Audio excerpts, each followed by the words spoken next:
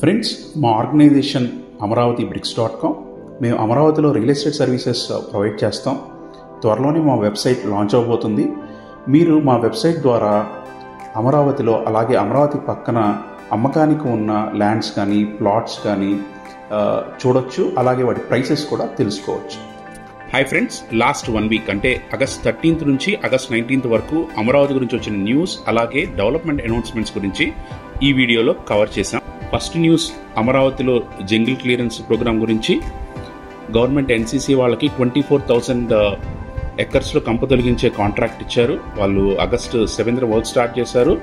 Full ఫ్లోలో work నడుస్తుంది. September 7th కల్లా వర్క్ కంప్లీట్ అవుతుంది. వర్క్ కంప్లీట్ అయ్యాక గవర్నమెంట్ ల్యాండ్స్ ఎక్కడ ఉన్నాయి, అలాగే రైతులు వాళ్ళకి ఇచ్చిన ప్లాట్స్ కూడా డైరెక్ట్గా వెళ్ళి చూడవచ్చు. నెక్స్ట్ న్యూస్, అమరావతి కన్స్ట్రక్షన్కి లోన్ గురించి. వరల్డ్ బ్యాంక్ వాళ్ళు ఆల్రెడీ ఆగస్ట్ 10th నుంచి 12th వరకు అమరావతి విజిట్ చేశారు. అలాగే ఆగస్టు 19th నుంచి 27th వరకు వరల్డ్ బ్యాంక్ వాళ్ళు అలాగే ఏషియా బ్యాంక్ వాళ్ళు కలిసి అమరావతిలో పర్యటిస్తారు. వాళ్ళు ఆల్రెడీ 15,000 crores ఇవ్వటానికి రెడీగా ఉన్నారు అనేది మనకు వస్తున్న న్యూస్. మేబీ ఆగస్టు 27 తర్వాత వాళ్ళు అఫీషియల్గా అనౌన్స్ చేయొచ్చు. August 16th CM Chandrababu Naidu గారు ఇండియాలో ఉన్న కొంతమంది టాప్ ఇండస్ట్రియలిస్ట్తో అమరావతిలో సమావేశం అయ్యారు. వీరిలో సిఐఏ ప్రతినిధులు, టాటా గ్రూప్ వాళ్ళు, బజాజ్, ఐటీసీ, రెడ్డి ల్యాబ్స్, అలాగే ఇంకా చాలామంది కంపెనీల రిప్రజెంటేటివ్స్ పాల్గొన్నారు. వాళ్లతో మెయిన్గా డిస్కస్ చేసిన విషయాలు చూస్తే, ఫస్ట్ది AP government, CIA and Tata group వాళ్ళు కలిసి అమరావతిలో లీడర్షిప్ ట్రైనింగ్ ఇన్స్టిట్యూట్ GLCని ఎస్టాబ్లిష్ చేయడానికి ప్లాన్ చేస్తున్నారు. అలాగే గవర్నమెంట్ వాళ్ళు టాటా గ్రూప్ని వాళ్ళ TCSని వైజాగ్లో పెట్టమని రిక్వెస్ట్ చేశారు. బజాజ్ గ్రూప్ వాళ్ళు ఏపీలో ఉన్న 13 డిస్ట్రిక్ట్స్లో స్కిల్ డెవలప్మెంట్ సెంటర్స్ ఏర్పాటు చేస్తామని, అలాగే ఆర్టిఫిషియల్ ఇంటెలిజెన్స్ యూనివర్సిటీని కూడా ఎస్టాబ్లిష్ చేస్తామని గవర్నమెంట్కి చెప్పారు.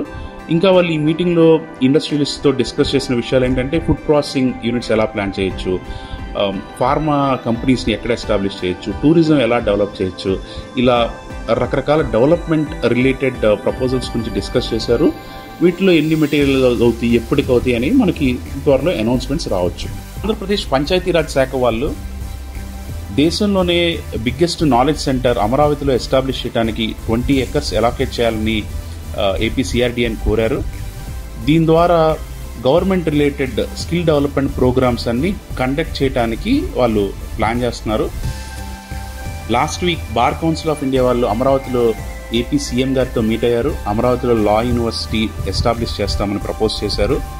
దానికి వెంటనే ల్యాండ్ ఎలాకేషన్ ఎలా చేయాలో, ఎక్కడ చేయాలో చూడాలని సీఎం గారు అఫీషియల్స్కి చెప్పారు.